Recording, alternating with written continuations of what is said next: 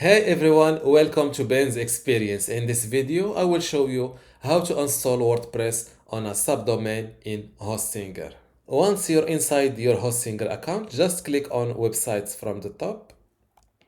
Then click on this dashboard button next to your website. If you don't have your subdomain ready yet, you can easily create it by following these little steps. Click on Domains, then Subdomains.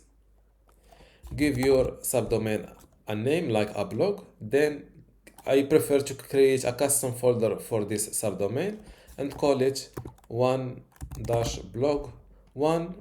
I use it to appear first in my FTP files. Then click on create.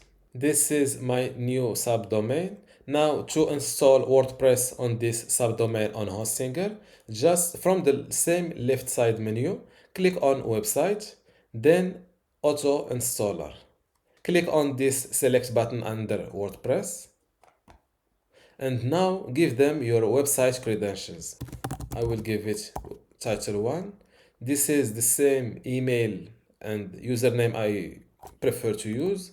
And now you need to enter your WordPress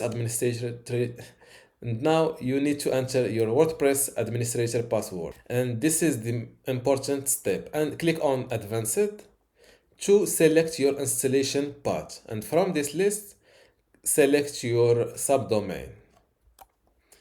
Now click on this next button. I always recommend you to use the latest WordPress version, and for the language, I prefer to keep it in English. Now click on install. Now I successfully installed WordPress on this subdomain. To give my website a visit, just click on this little link. As you can see, this is my WordPress website on this subdomain called blog.